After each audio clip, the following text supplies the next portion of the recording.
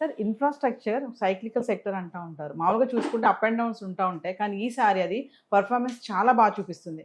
ఎందుకంటారు? కారణాలేంటంటారు?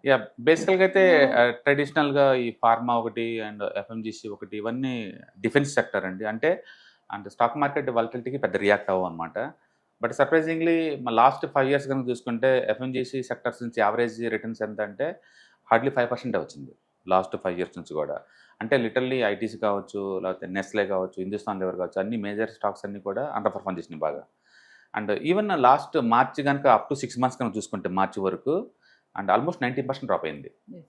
అంటే defence sector అయ్యుండి అంత దారుణంగా డ్రాప్ అవటం అనేది నిజంగా మార్కెట్ కూడా సర్ప్రైజ్ అనమాట. అదే టైంలో ఇన్‌ఫ్రాస్ట్రక్చర్ అది సైక్లికల్ నేచర్ అండ్ మార్కెట్‌కి నెగెటివ్‌నెస్ ఉంటే ఇంకా ఎక్కువ రియాక్ట్ అవుతాయన్నమాట అవి. అలాంటిది 9% డౌన్ అయింది. లాస్ట్ 6 మంత్స్‌లో మార్చ్ వరకు చూసుకుంటే మనం 6 మంత్స్‌తో కంపేర్ చేసినప్పుడు ఓన్లీ 9% పడింది.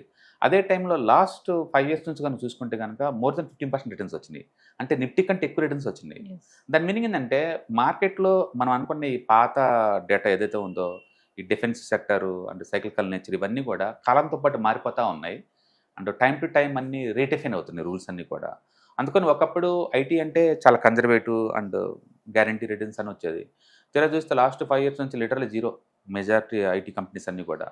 అండ్ గ్రోత్ కూడా లిటరల్లీ లేదు 2-5% మధ్య ఉంది. ఒకప్పుడు 20 తర్వాత 10 రీసెంట్ ఇయర్స్‌లో సింగిల్ డిజిట్‌కి వెళ్ళిపోయినాయి. ఇప్పుడు సింగిల్ డిజిట్ కాదు అసలు గ్రోత్ ఉంటదో లేదో అన్నట్టుగా ఉందన్నమాట.